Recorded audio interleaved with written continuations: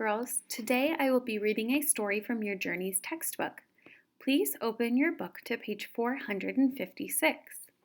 Listen and follow along while I read aloud.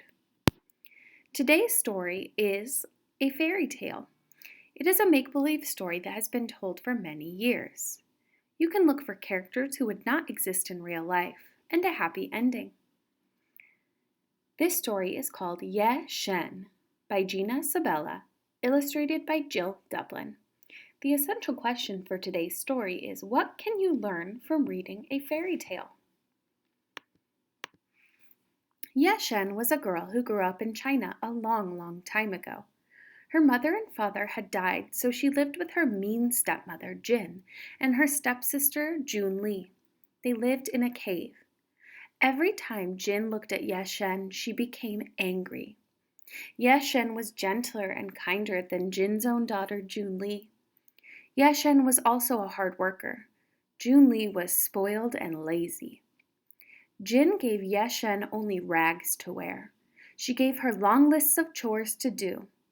When Yeh Shen finished one task, Jin added 3 more to the list. Yeh Shen was always busy working. She did not have a chance to make many friends, but she did have one very special friend. This friend had golden eyes, glimmering scales, and a big, beautiful tail. It was a fish that lived in the pond. Every day, Yeh Shen stopped by the pond and shared some crumbs with the fish. Every day, the fish popped up to greet its friend. Yeh Shen's stepmother saw this and became furious. She didn't want Yeh Shen to have any friends, not even a fish. One day, Jin caught the fish and cooked it for dinner. Yeh Shen cried when she saw her friend served for dinner. She ran out of the cave and sat by the pond. "What's the matter?" an old man asked her. Yeh Shen told him about her friend, the fish. Then she told him what her stepmother had done. "Listen carefully to me," the old man said. "The bones of that fish hold special powers. Take the bones and bury them in 4 pots. Put 1 pot at each corner of your bed. Whenever you need help, tell the bones what you need. They will make your every wish come true." Yeh Shen followed the old man's directions. When she got back to the cave, she buried the bones in 4 pots. Then she put the pots by the corners of her bed. She did not have anything to ask for yet, but she felt content knowing that her friend was close by. A few weeks later, the spring festival arrived. At the festival, young men and women could meet. They hoped to fall in love and marry.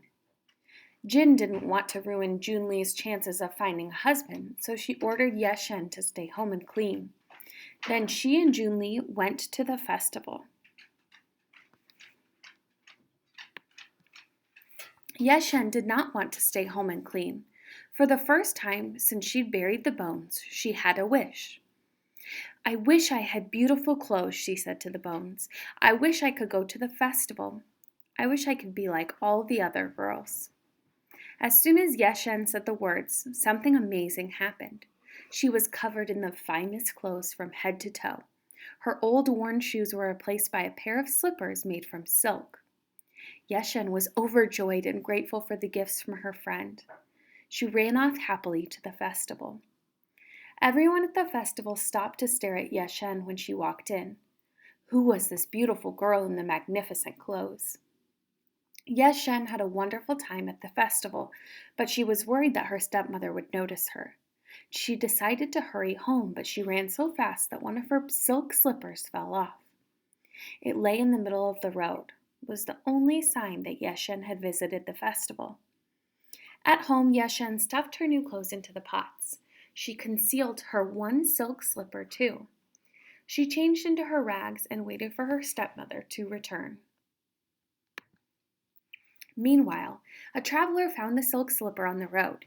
He knew it was valuable, so he gave it to the king.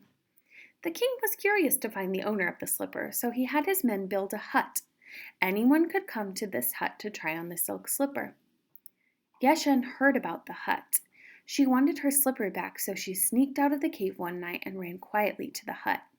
As she crept toward the slipper, the king's men grabbed her.